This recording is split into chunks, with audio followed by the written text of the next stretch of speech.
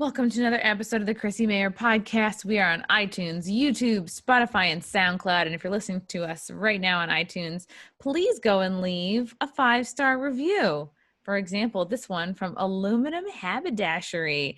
OTG Ryan drops the hammer and spits that straight, and then 12 fire emojis. This person really liked Off the Grid Ryan. Thank you, Aluminum Haberdashery. We will certainly have him back soon. I'm also really excited to talk about my upcoming stand-up dates. Actually, I want to point you guys to the November 12th show in Coney Island, Brooklyn. This is going to be through Stand Up New York. Those tickets are available for sale right now through Stand Up New York's website. And I believe the tickets are being sold like per car. So you can it's like part of their drive-through series. So you can just go to Stand Up New York Comedy Club's website. It's at the Coney Island Amphitheater parking lot. I know that sounds very glamorous, but that's where I'll be. Check me out. Also, guys, I don't know if you've heard me talk about Silk City Hot Sauce, but it's the fucking best shit ever. Go to Silk City Hot Sauce, use the promo code CMP. You're going to get 12. I was going to say 12. It's 15% off your whole order. Plus, they're going to throw in a free bottle of cherry sriracha and some cool stickers. So go to Silk City Hot Sauce. Get your 15% off your whole order. Find what you like. Add some flavor to your life. Add some spice, some pep to your step. Get in the hot sauce. Martina, do you like hot sauce? I do. Sorry, I was just muting myself for a second because we got the New York City sounds, live sound. Oh, yeah. Hot sauce is awesome. Especially if there's some cayenne flavor in there. Oh, yeah. At first I thought you said Kanye flavored, but you know, they're both spicy. Kanye should have his own hot sauce. You know what else is good? Blue Chew. Let's talk about something we all need more of. Not just sex, but great sex. Fellas, now you can increase your performance and get that extra confidence in bed. It's Blue Chew. Blue like the color blue. BlueChew.com.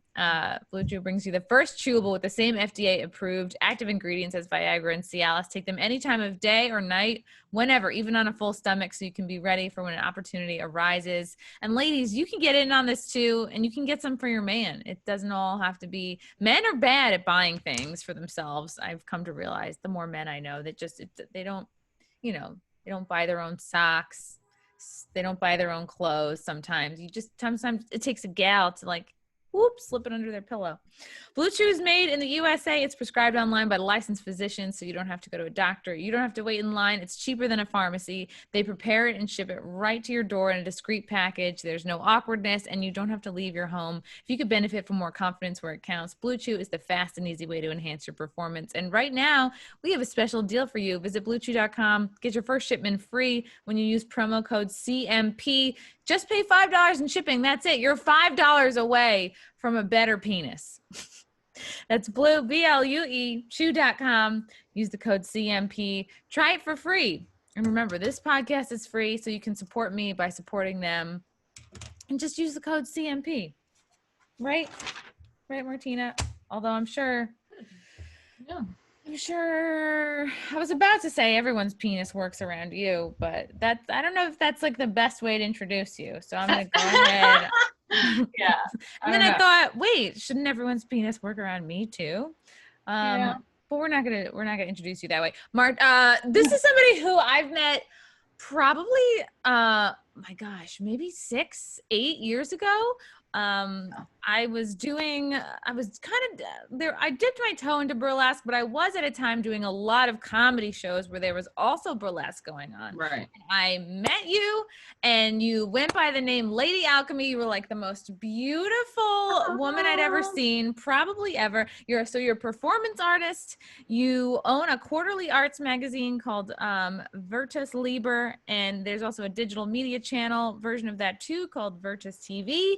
She's producing a comic book. She does it all. It's Martina Markota. Yay! Oh, thank you. What venue did we meet? Do you remember what venue? I tried to think about it. It was the Stand, the old Stand location. The Stand! On 3rd Avenue. Yeah, back when they were on like 20th or 20th. Oh, did they move? Oh, that's interesting. Yes, wow. They moved to Union Square, and it's in a venue twice the size of what it was Yeah, it's like you should That's go. It's crazy. great. Yeah, I produced a show there one time. Actually, that's where I also originally met Pat Dixon. Yes, yes. It's such a small So world. And I it dated him really for is. like 2.5 years. So it's Yeah, like, and I oh, mean, I was saying earlier that burlesque and comedy kind of go hand in hand. Like there's like comedy interjected with burlesque, either through the performances or host, which is I think where I met you and stuff. So wait, yeah, so crazy. how did you get into burlesque? Sorry if this is a question everyone asks you too often. No. Um, yeah, what like Well, I sucked mean, you in? it's funny. I was a math tutor up at Dutchess Community College in Poughkeepsie, New York, and in the math lab, I was gonna be a math teacher, and I was tutoring. And in between like sessions, like it's just kind of an open tutoring center, so people can just come in and like ask questions about like a problem or something. But in between, there's all this free time that I'm just getting paid to like be there hourly. I would get on the computer, and I always like was into modeling and like pinups, because I have that Yes, pinup modeling vibe. It totally. was, yeah, it was less like supermodel, like chic, like skinny. And I was like, I'm a pinup model, You're okay? classically beautiful. And there was, I remember for my, I think it was my, 26th birthday or something, I like gave myself a pinup photo shoot. And it was Oh like, yeah, fun. oh, and then after that, I was like, oh, why would any chick like not dress this way? It's just that it's the It's so best. fun. There's like a whole vibe, like a whole industry and like niche about it. And so I started looking up New York and pinups, and I found the New York Pinup Club, and they did a lot of photo shoots and stuff. So I would go down to the city and do that. And then they started doing burlesque shows. And I said, hey, do you want to perform in burlesque? And I was also at the time doing a lot of theater at the college there. And I definitely like live performance. And, New York is very live performance. We don't like Oh yeah. LA is very like TV and movies. New York Yeah. has like Broadway, it's live. There's something unique about that and It's cool. all it's our homeless people are better, I think, than LA's. Yeah. Yeah. And so I just had that like theater bug where it was like to me more exciting to perform. I'm more of a dancer really, and modeling is kind of boring. No offense to models, but yeah, it was more dynamic. So I was like, yeah, let's do it. And I just started doing it. And I mean, it's an opportunity to perform. Everyone wants to feel like beautiful and sexy. And you see like me now, like I have this like nerdy vibe, and I was studying math and shit. And it was like, of course there's the, female archetype, the like vixen archetype that one wants to kind of embody as well. So that's really fun. And I'm not going to be a ballerina. That's like it's like trying to be in the NBA. That's something you got to do from a childhood. And I'm not going to be on Broadway or anything. And so, hold on, sorry. New These are York. some real New York City These sound are New York effects. sound. This is real. I don't even need a Um, soundboard. yeah, and so it's an opportunity for you to like create your own. Even if I were a ballerina, I would just be like one in the background. You know what I mean? If I were like, what is it called? Oh, In like in the chorus or like in the the chorus line where they do Christmas yeah, time where they do shit, Rockettes. Shit. Rockettes.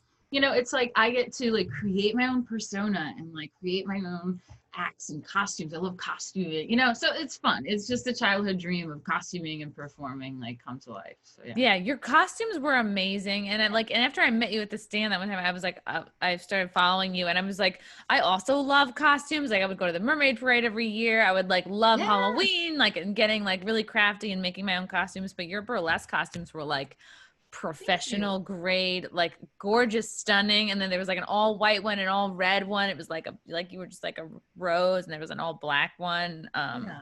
Thank you. I really appreciate that. Yeah. I definitely feel more crafty as a costumer than fashion designer. So it's always a compliment when people are blown away. So I'm like, thanks. I wish I could do like crazy designs that are just like wow, but Oh, I like try to pull together what I can. like a meat dress or wear a swan or something. Like I think you could do that. I don't know, but your Yeah. stuff is like beautiful. It's like it wasn't just going for shock value. It was like just they were Right. just And that's stunning. kind of where the difference happened too, is that like that in the performing arts scene, it is a lot of shock value. Even in the arts, the fine arts as well, galleries and stuff. There's a lot of shock value that is contemporary art, and I always really liked the classics and stuff, so I would kind of blend the, you know, religious, like Renaissance kind of aesthetic mixed with like kind of sexy, mixed Yeah, with, the halos, the like yeah. spikes out of your I was doing it head. before everyone else was, just saying. So Before the yeah. Met Gala. Oh yeah, for Yeah, sure. exactly. I was doing it before the Met Gala. So I was kind of disappointed because it's like now I feel kind of like, well, shoot, I'm blacklisted, but it's also like now everyone's kind of doing the looks I've been doing for so long that I'm like, I feel kind of corny now doing the same old look. So we're gonna get to the blacklisting. So you're in burlesque. You're making your own costumes. You're getting gigs, right? Probably like booked for shows, and Oh yeah. I assume private gigs as well. Yeah. Um, Yeah, I worked at the box regularly, 5 days okay. a week. So yeah, I was there, and that's like, you know, Studio 54, but today it's like the cool nightlife, underground hotspot where everyone's trying to get into, and celebs are there. Yes, I've And heard then I about had it. like an agent that would book me for private events as well, corporate events. Yeah. And for those that are listening that are not familiar with burlesque, is it that you have to get naked or that you don't get naked, or it's about the tease? Like it's, you know, it's explain it, or I mean, because I'm sure how you did it was different how other burlesque, you know, Yeah, so there's performers something would. called like traditional classic burlesque is what they call it. So that is like a lot of the old-timey classic vintagey, like the pinup stuff, like originally how I got into it. And that's definitely a whole thing. And yeah, that gets amazing costuming, very vintagey looks, very showgirl vintage. Gets down to like pasties and a thong, a lot of just bejeweled and stuff like that. And then there's like more avant-garde. It's called like neo burlesque, and I would definitely go in between both. A lot of corporate and private events like the classic stuff, which is why sometimes, you know, you get to see that pin-up-y look of my work. And then at places like the Box or whatever, it was like a lot of more nudity. I Mm. would say they weren't so concerned about the thong and pasties bit, but the same concept of, you know, showing the form and, you know, the female, you know, it's like, think about Botticelli's like Venus on a Half Shell, you know, Hmm. it's just like, that's the sound of my performance art. That's what I do on my Ah, stage. You know. that's gonna be me So when I lose my yeah, quarantine weight. I'm gonna be like, ah, yeah, I'm yeah, gonna that come out of my sounds just, shell. yeah. So, you know, there's different kinds, and it gets a little bit more avant-garde and whatever, and more nudity. And the Box definitely had wild, crazy stuff, which was even more avant-garde than my stuff. And What, like live sex shows or something? I mean, I've never seen anyone like have. I mean, aside from like girls dildoing each other as like nuns on stage or something. Yeah. Yeah, definitely vaginally sexual fixated stuff. Very sticky Vicky stuff, you know. Sticky Vicky.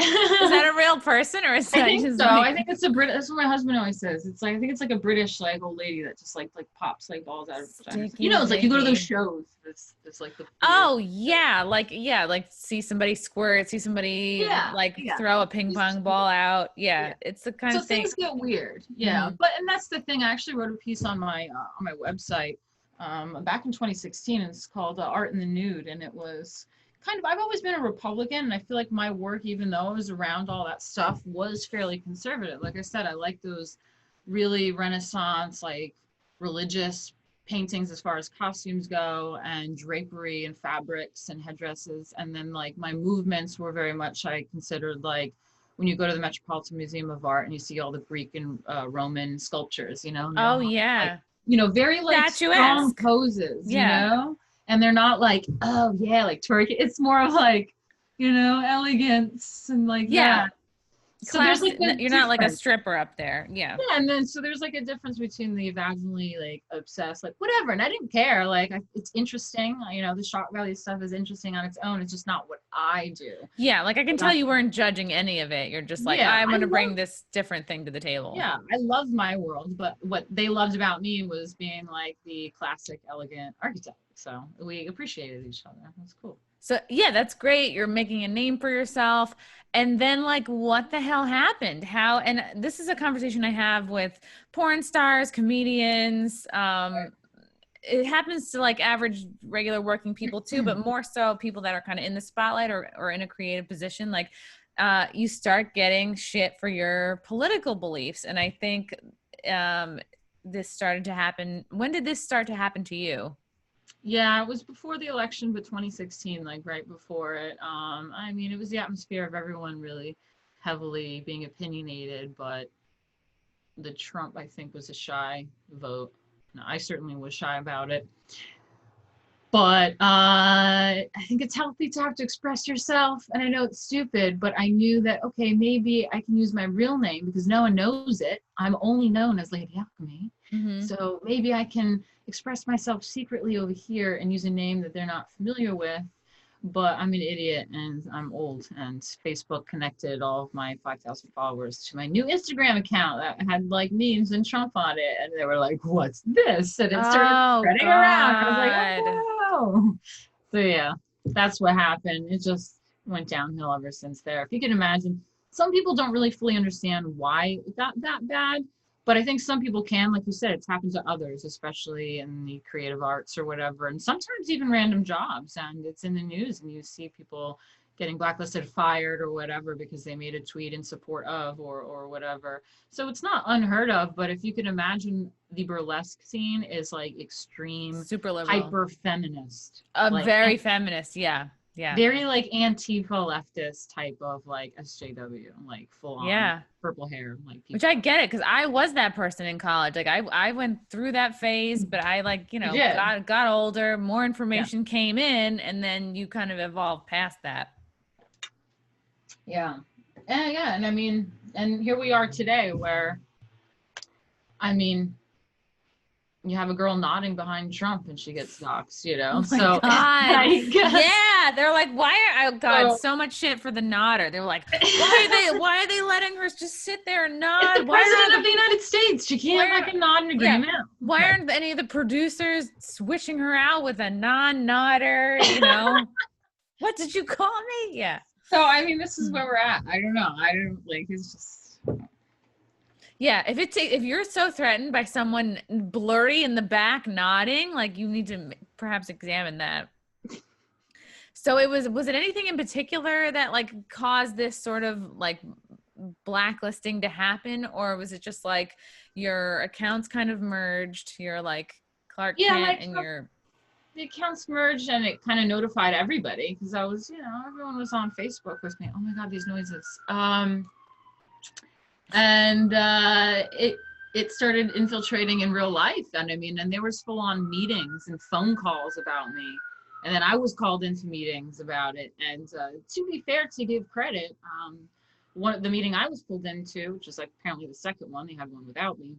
Are you talking about at the theater? I'm sorry. At the theater. Okay. Yeah, at the theater, and including my agent, you know, questioning me about a lot of stuff, and them, you know, hounding her about things. And she's then asking me questions and asking me what Proud Boys are, what does Western chauvinism mean? What's this, you know? And I'm just like, what is going on? Why am I explaining this? Like, what does this have to do? Did she ask you because she didn't know, or was she trying to do like a gotcha? No, well, like the girls were hounding her about it, and she genuinely didn't understand. Okay. And she valued our relationship as, you know, my agent and, you know, talent, but and didn't want to just let me go because of the stupid, you know, stuff. And she said it's like the Reds in China. She was like, this is kind of crazy. It's like the Reds in China. But at the same time, she was like, hey, don't call them fat and ugly or something. And because that was my response when they were calling me a Nazi. I was like, as fat and ugly. Because if you look burlesque, it tends to draw a lot of like really nerdy, weird, like fat, you know, like fat, like girl power stuff, and just. Oh yeah, I mean, I think even Pat had a joke like, "What's the difference between a stripper and a burlesque dancer?" And then he'll say like 20 pounds. And like, thank you. Yeah. So I was just like, when they were calling me a Nazi, I was like, you know, going on Gavin's show, and I was like, fucking fat and ugly burlesque bitches, you know? So they got really upset. She was like, you know, don't call them fat and ugly. And I was like, but they are. And she's like, well, you can't control being fat, but like you can control being a Nazi. And I was like, first of all, I'm not a Nazi. Shut the fuck up. Second of all, since when can you not control your weight? Like that, what is the point of like diet and fucking health? Yeah, it's like you came into this world 10 pounds. Yeah. But yeah, so there was that, and then there was like meetings about it, and it was just kind of like, to be fair, the meeting for the theater, the director was a very gay guy, and he told me that he's voting for Hillary, and you know, reasons for that. Was this in 2016? Yeah, this is before the election. Okay. And he says that, who are they to judge, you know, they have acts where they pee on American flags, and, you know, who are they to judge my politics? And he was really, really cool about it. So I was happy with that. I just think it was after Trump won is when it became too much, and like I was not really welcome back, you know. God, wow, that's really frustrating. So would you attribute it mostly to the other performers, or it's more the pressure of the naggy ones, you know, on the venues, things, because they were actively seeking out. I mean, we see how they are, just like the Nodder and stuff. It's like they actively go out to kind of hunt down things. So they were like hunting down, okay, like, let's get her from the, like, get her out of the box. Okay, let's get her this agent, we all know who she works with, you know, because we all work with her too. Let's get her to like drop me. And then they are contacting friends in other parts of the country. Hey, just so you know, you're friends with her. She is a Trump supporter, blah, blah, blah. Jesus. And then they would call me like, what the fuck is going on? You know, when I would do photo shoots, they would hound the photographer. Hey, just so you know, I noticed that you're Muslim. Like, she hates Muslims. Oh, you know, my and the God. photographer he knew about everything. Again, and he voted for Hillary, and he is kind of like first generation, or even an immigrant himself, whatever, from somewhere else. But we, you know, talked, and he's a great photographer. I was a good model. We were there for each other, and he understands that I'm a good person, and was like, I don't care who you vote for. And them trying to do that was not working. They were like, but she hates Muslims. It's like, she can have her opinion about whatever. I understand what she's talking about because I've talked to her about it. You know, like, I know where she's coming from about it. So that's good. So it sounds like this mob of people they weren't able to get everybody in your life, you know? Right. I mean, yeah, they got rid of my money and my gigs and my finances. So I was blacklisted for making money, and every new opportunity, every time a producer would book me, or every time a venue would book me, they would contact them and shut it down. Sure, personal relationships like that photographer, it's great. Don't make money with him. We're just a mutual artist, you know? Yeah. So, damn. But, you know, yeah, there were various people they were trying to warn that didn't work. But ultimately, even if, like, let's say the establishment who said we don't want to judge, and, you know, my agent was like, this kind of sounds like the Reds in China, they still felt enough pressure to just fold and go, it's becoming too much. And they knew if they put enough shit on you on the internet, this doesn't look good for clients. Oh, man. God, that's so fucked up. It's like, and I think people were so upset that people are still upset that Trump won, but especially like in the year, you know, two after he won, I think. I mean, I don't feel like those people have slowed down at all, but it's like they take out their anger about other shit out on you, you know? Yeah. It's weird fixations. I mean, I guess it was just very strange to them to have someone so infiltrated in their world, you know, be like that. Like, it really boggled people's minds. Some of them they liked me. They genuinely didn't want to hate me, but they were struggling with it, and they would question me about it. And it's like, but how can you as an artist? I'm like, what do you mean? As an artist, why do I have to fit in a box? What are you talking about? Yeah, isn't that the point of being an artist, is to like have a difference of opinion that you can express? It's like so hypocritical. And it's like, as an artist, aren't we freelancers? Aren't we independent contractors? You know, we own our own business. You should understand. Like, yeah. Jesus, that's so frustrating. So because of this, you were not able to do any burlesque work for basically the last 4 years. Oh yeah. Yeah. No, I mean, it's just, it's been here and there, but nothing really regular, not living on it anymore. I ran around and went to DC, got a job in DC, and they followed me around there to make sure that the Daily Caller would try to fire me.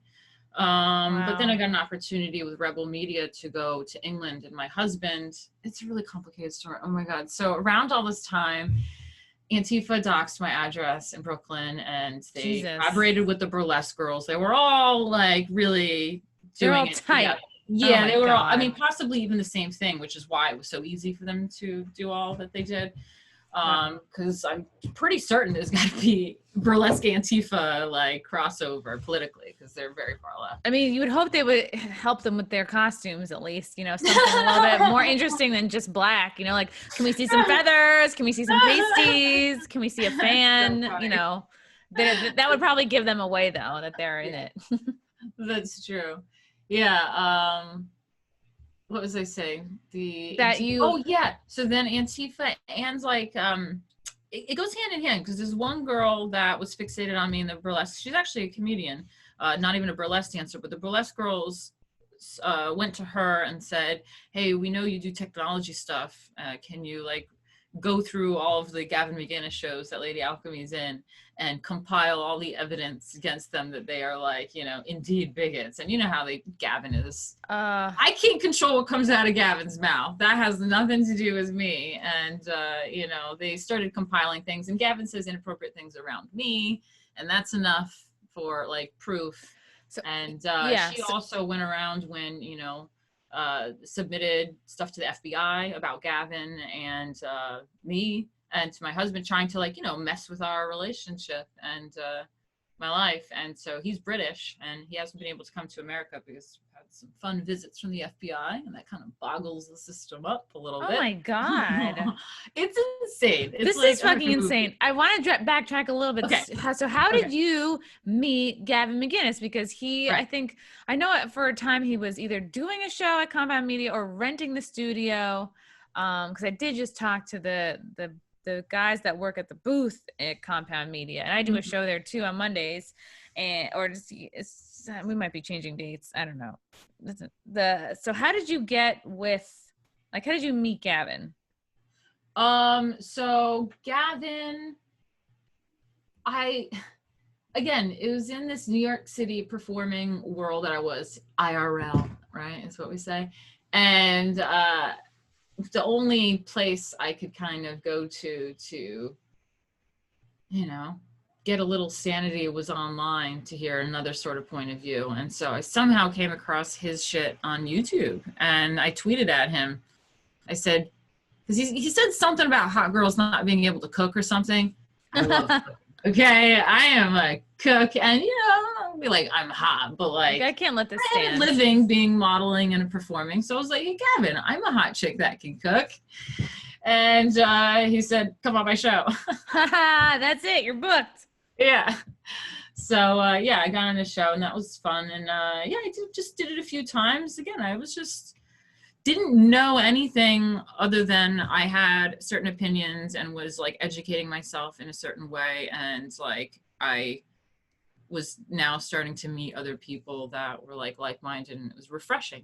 You know, it was really nice. That was exactly how I got with the Compound Media people, because I feel like I had such a similar like path as you. Like I came up in like the Brooklyn feminist, super liberal comedy scene, because that's where I was like living. That's where I lived when I like left my parents' house and moved to Brooklyn.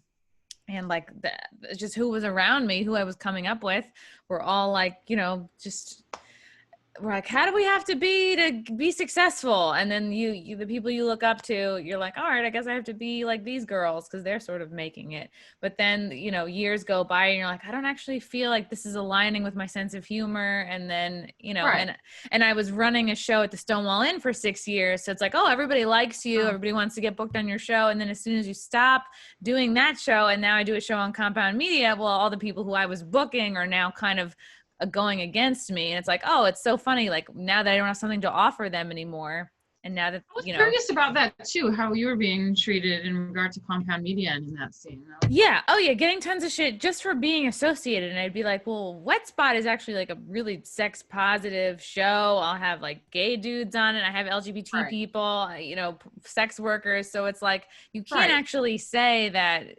People love to stereotype the whole of Compound Media as being like all right, or which it's not, you know. But even on Gavin's show, he had, I mean, there's Katie Tur, there's, I mean, like you can go on and on. I mean, sure, some people may not take Blair White because the trans community will be like, oh, well, she's like hangs out with the far right and the alt right anyway. So okay, fine. But he had Katie Torr, he had far leftists on his show many times. That's kind of what you do when you host a show. You have various people. So sometimes they like to hone in on to like one little segment of like, and that's what they'll do to me is show me on Gavin's show. They'll show Richard Spencer on Gavin's show, and then they go, okay, by the chain rule, she's connected to Richard Spencer. You must be the like, same. No. Yeah. That am I connected to Katie Torr too? Yeah. Does it work that way? A real journalist speaks to somebody, or even a good host speaks to people on all sides of the spectrum. I mean, Nick Cannon had Richard Spencer recently. Yeah. But what we find in our mainstream media over the last, like, I don't know, maybe 10 years, it's gotten really bad. It's like they won't even talk to somebody who they on a different side. They just totally cut down on the types of people they'll even have conversations with, and it's like, that's how this echo chamber is formed. And well, like, you know what they say, like it's because people say like you're giving them a platform. That's what it's become. It's like you're giving them a platform. You're giving them a platform. You can't even talk to these people. Like, so, they're like shaming. All this shit's coming out. The Proud Boys are white supremacists, and then it's like, but nobody has the leader of the Proud Boys on except for Tim Pool, and then you're like, oh, he's half black, half Cuban. It doesn't really fit their narrative that Proud Boys are white supremacists. So it's like, well, if people don't even talk to him, then they can hang on to that narrative, and then it's like you have real journalists, like I feel like what Tim Pool is becoming, who are like, yeah, let's at least have a conversation, and then it's up to the viewer to make up their minds. It's not up to the news source to make up your mind for you. Right. Yeah, I also heard that, like, surprisingly, Telemundo did a really good interview with Enrique and portrayed them pretty fairly. So that's pretty cool. But aside from that, you know, how do you convince other white liberal Americans? Like, it's tough when you're not hearing from the source directly. And also now we've had years of mainstream media telling us that the Proud Boys are Nazis and white supremacists. I can't believe it. I can't believe the president said their name.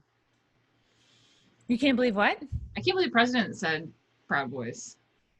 That like, people are talking about it. I mean, after all my drama and like, you know, with Gavin and the burlesque community, I mean, it all started with Gavin, really. I mean, yeah, it was the Facebook and stuff, but the smoking gun was my appearances and them, you know, videotaping me and him saying like inappropriate things about trannies and me laughing along, and then they were like, you know, which is insane so it sounds like what they did, and I think I saw this clip, it's like they put a super cut of you on Gavin's show, which is kind of like a comedy show. You're just like being a good guest. You're like laughing along.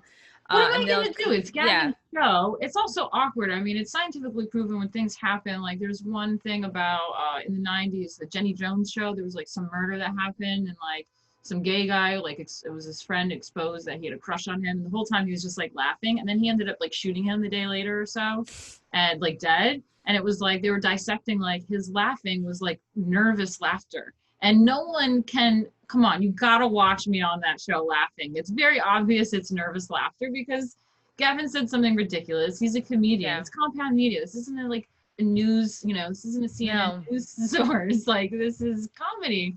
Right. And he said something shocking. That's what he does. And what do? I'm on his show. I'm gonna like lecture him and take him too seriously. You play along. It's like doing improv, right? You know, you never. Yes, of course. Right? Yes, and right. I mean, that's the thing is like I know what it would take for me to be like, hey, wait a minute. You know what I mean? Like I don't know, probably anything about pedophilia. I don't know. Like I know or something like that. Yeah, I know my hard limits, and just from your meeting and working with Gavin, like. Did you ever get the impression that he was a bad person or a hateful person? No, listen, he's not perfect, and he likes to drink, and he does things I don't necessarily agree with all the time, but he's his own person. He's an adult. I don't have anything to do with him other than like, you know, I thought he was funny, and I agree with some of his rantings about feminism. Ooh, I'm such a bad guy. So, he's not a bad guy. But and that's the thing when you have somebody who's like a comedic personality, it's like they can say things that are not necessarily false, but also exaggerate and also say things for shock value and just to make people laugh. And it's like, and they do the same thing. It's burlesque. Come on. If we're talking about the LGBT community, who also got infuriated with me because of what he said and my laughing. It's like, guys, drag queens, like, we're all meant to be really shocking and like say make people fucked up feel things for a laugh. uncomfortable. Yeah. Yeah, like that's what it's all about. Like the box in general was like a place where made everyone feel uncomfortable in their shock value. There's like shitting on stage or something, you know? And Really? yeah, and it's just like we're all meant to laugh and be like, that's shock value crazy. And now you're like acting all like, oh, about Gavin? Give me a fucking break. Give me a break. I think people like to feel, I don't know, what I think is going on is like people, currently now, just in the last 6 months, like there's less to do. People aren't working. Maybe they're home. It's also like, that's also shitty, but there's less to distract themselves. Like sports are fucking ruined now and movies are no longer a thing. It looks like Hollywood is crumbling and people are just like, they're unhappy and they're looking for somewhere to point as the cause of their unhappiness. And, it's easy to label like Gavin or Anthony Cumia or Compound Media as like, you guys are the devil, you're what's wrong with, when it's like, no, you just don't understand. Like, this is a comedy network for thousands of people. This is right up their alley and making their days brighter and giving people joy. And it's people, you know what I mean? But like, I don't know. Yeah, I think people just like to them. blame it on somebody. Yeah, I mean, I feel sorry, especially for the comedy community, industry, whatever, because it's like, man, what a shit take they get, because the whole thing is revolving around saying shocking things. I mean, not all the time and not to an extreme. There's some that are like, okay, like they're super, you know, inappropriate and say shocking things, and you can have various comedies, but for the most part, it is taking things, like you say, to the extreme and like pushing limits. And you know, whether you're joking about cancer so that, you know, those that have cancer can also laugh, you know, or whatever. When you start taking offense to everything, where can comedy go? It killed it. And I feel so bad because it's like so divided, you know? Yeah. There's those that like somehow went into the PC world, I don't know how. And then there's those that feel like stunted, like I can't say anything. Like, what am I supposed to do? Yeah, I think if you're really truly a creative person, you gotta like, I don't know, you should be more focused on creating and what you think is brilliant or funny or profound rather than destroying the things that you don't like. Like, why not just focus on like creating? Like, I agree, because I think with, instead of all the attacks on trying to blacklist me and, you know, go after my husband, FBI, whatever, dox me, you know, slander me, make like hit pieces, why not like fight me with art? We're both artists, right? Let's take it to the stage. Like, beat me in the industry. You know? Are you like, talking about a burlesque rap battle? Let's like burlesque off, okay? We're dance off over here. But yeah, in every industry, it's like, come on, why don't you just like beat me on merit? Just right, be better than me. And that's what I was gonna mention before. Like, you're stunning, and like to see there's the pictures of you in your outfits. It's like you're. It's like you should be have your own show in Vegas. Like, that's the level to which like you look amazing, and everything is like, you're like, holy shit, this is like $1 million situation, you know? And I feel like a lot of this was like maybe people being jealous of you, and like, well, we can't beat her. She's fucking gorgeous. Her costumes are amazing. So let's just take her down over some bullshit. Yeah, I mean, I hate saying it and going there because it just sounds so like, they're just jealous of me. I know. You know? Like, you don't want to sound like a Mean Girls. I hate that, but yeah, there is an element to that. They are rabid feminist, leftist, Antifa types. So you have to keep in mind that sort of like mind. The mentality. And there are those that kind of take advantage of. And some of them have collaborated with far right people that have done hit pieces on me that actually went to Charlottesville that are like Nazis. So it's kind of like, okay, well, obviously you're not really afraid of me being a Nazi because you just collaborated with someone out to Charlottesville just to like do a hit piece on me. So fuck you. Like, you know what I mean? Like, you have no leg to stand on. You're doing this just to like, because you hate me.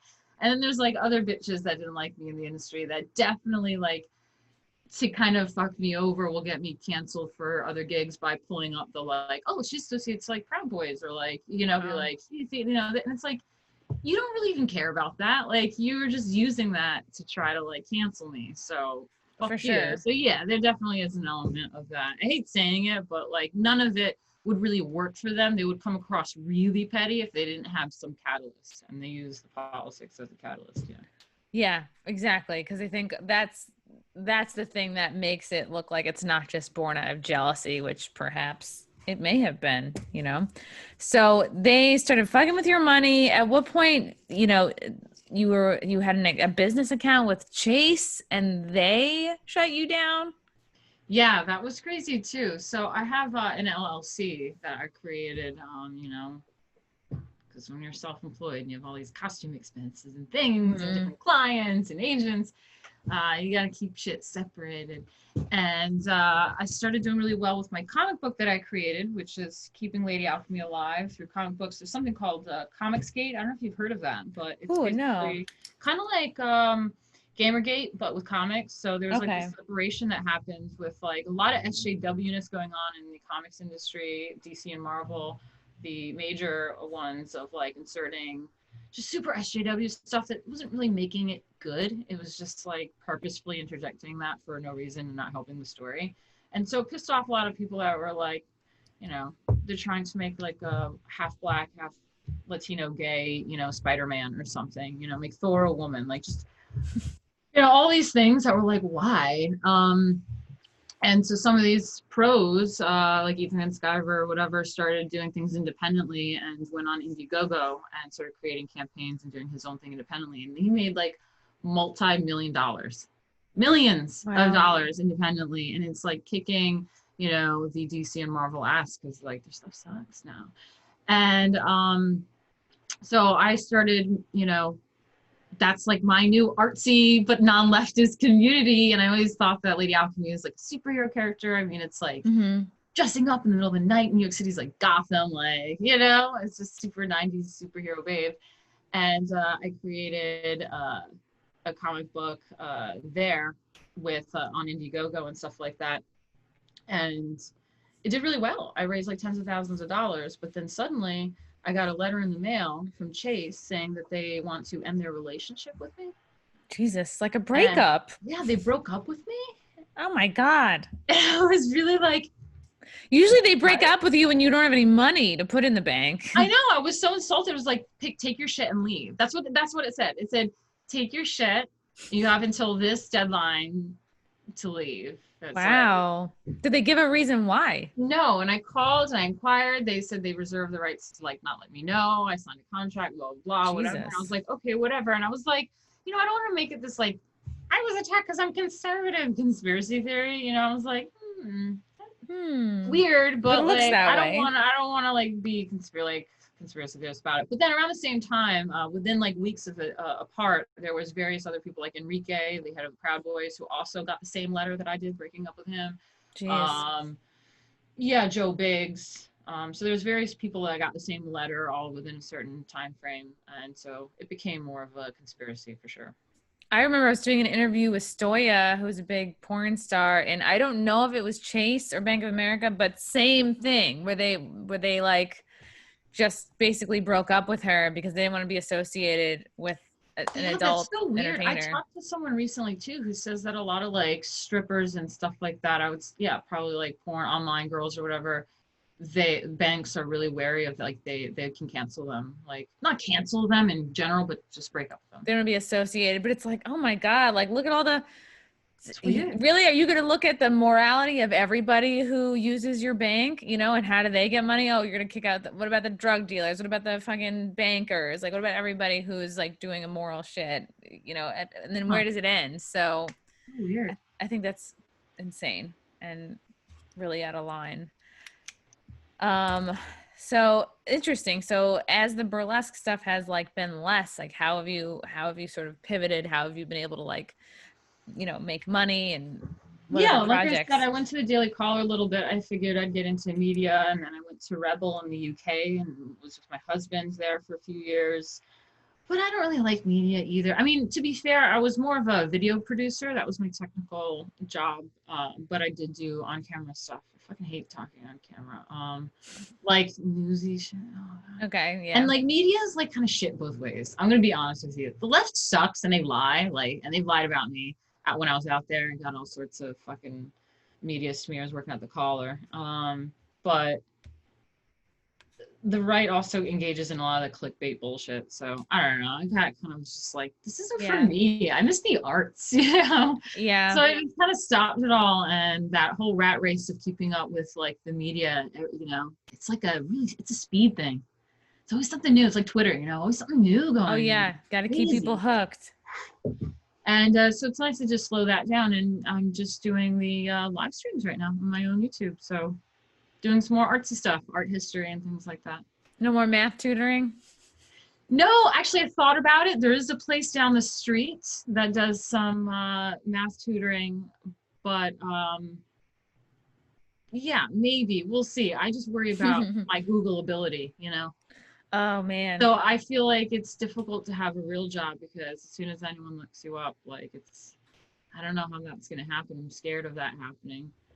Yeah. So, I don't know. Well, I guess you always change your name. Yeah. Like, but I like my name. And no, it's bullshit. You shouldn't have to change your name. It's like, I know, right? People should not give a fuck what you do in your, you know, as long as it's not illegal or, you know, nobody should give a fuck about what you do in your free time, how you express yourself, what your hobbies are, what your political beliefs are. I just don't really know one's business. why it's that controversial. Like, who am I? What did I do that's so bad exactly? I voted for Trump and I'm a weirdo artsy person. You know what it is? Because I think it's similar to how people feel about me. It's like you don't fit the box, like you don't fit the qualifications of burlesque dancer. It's like you're outside of that and it makes them feel uncomfortable. It's like you're giving everybody an identity crisis. Like, well, I thought I had so you know what it is? I think you trigger the people that are like, maybe they do have more conservative beliefs, but they're like, no, I'm this is my identity. And you're like, but I'm out here, and it kind of like fucks with everybody's mind. It's like, yeah, you can be whatever you want. Ridiculous. So yeah, I think Here we are. Martina, is there anything that you would like to plug, promote? Where can people find you, follow you, support you? Oh yeah, that would be great. I mean, if you're big on Twitter, so I have like the two identities, right? There's the Lady Alchemy and there's Martina Markota. So on every platform, there's essentially both of those things. You could always look up Martina Markota and Lady Alchemy. I'm pretty sure you'll find the real accounts. The only thing that's different is Instagram and Twitter on Lady Alchemy. But yeah, Twitter, Martina Markota, Lady Alchemy 33, Instagram, Martina Markota, Lady_Alchemy. And on YouTube, it would be really, really cool if you guys are, you know, you listen to podcasts and you listen to Chrissy here, then come join me on my YouTube, maybe. That'd be really fun. It's youtube.com/Martina Markota TV. I love it. I'm just pulling up your Instagram right now. It's like, look at this. My God. Yeah, you were doing it. I actually took that photography myself and edited that. Yeah. Oh my God. These are like beautiful shots. Oh, I should take pictures of you. I do portraits. Yes, I need new pictures. Yeah. Oh my God. Let's set it up. And look at this. You're too hot. You're too much. Are you getting people that are like hounding you to start an OnlyFans? I've had a few of those comments. Yeah. I'm too old for that shit and I'm married now and it's just I mean, I think I could see the appeal in burlesque, like honestly having like a lot of backstage stuff, some like, you know, inside access to things, but it's been pretty tainted by the porn kind of association to it. So yeah, they are trying to branch out, but I feel like it's too late. Like, it's like, you know, what are they going to call it? Every fans, you know, it's like everyone associates OnlyFans with sex workers. Yeah. So we'll see.